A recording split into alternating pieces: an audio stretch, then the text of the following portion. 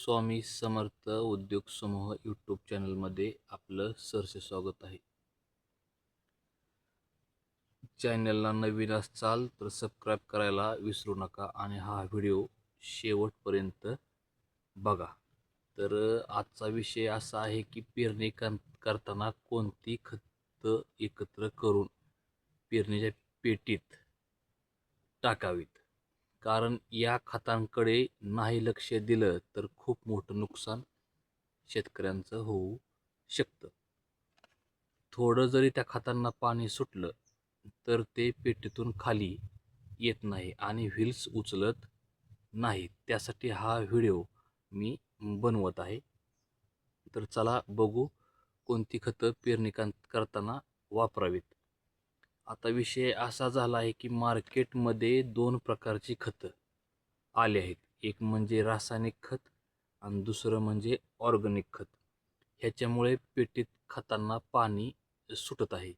तर शेतकरी भावांनो, कोणतीही खत टाकताना तर ऑर्गॅनिक तरी वापरा किंवा रासायनिक तरी वापरा. कारण ह्या दोघांचा 36चा आकडा आहे.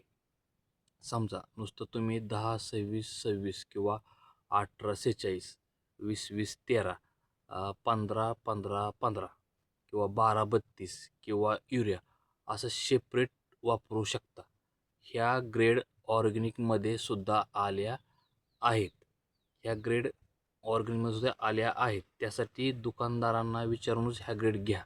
कारण ऑर्गॅनिक हे खत ते एकदम गार आणि त्या खताला पावडर जास्त येते. ते खत ऑर्गॅनिकच आहे. आणि रासायनिक खत हे एकदम कडक आणि पावडर नसते. तर तुम्ही बायो गोल्ड हे खत ऑर्गॅनिक आहे, त्याच्यामध्ये कोणतंच दुसरं खत टाकू नका. रासायनिक खतांमध्ये झिंक किंवा मॅग्नेशियम अजिबात मिसळू नका. युरिया, पोटॅश 10-26-26 हे पण एकत्र मिसळू नका.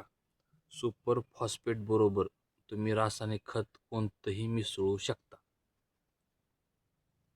त्यासाठी बायोगोल्ड, मॅग्नेशियम, झिंक आणि ऑर्गॅनिक खत रासायनिक खतामध्ये मिसळू नका. कारण थोडं जरी पाणी सुटलं तरी पेटीमधून खाली येणार नाही.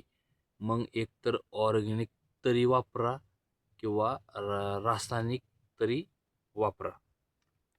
हा अनुभव मला आलेला आहे.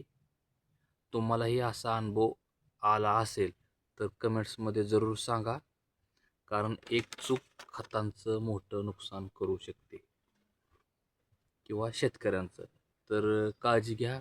पेरणी करताना कोणतंही एकच खत त्या पेरणीच्या पेटीमध्ये टाका.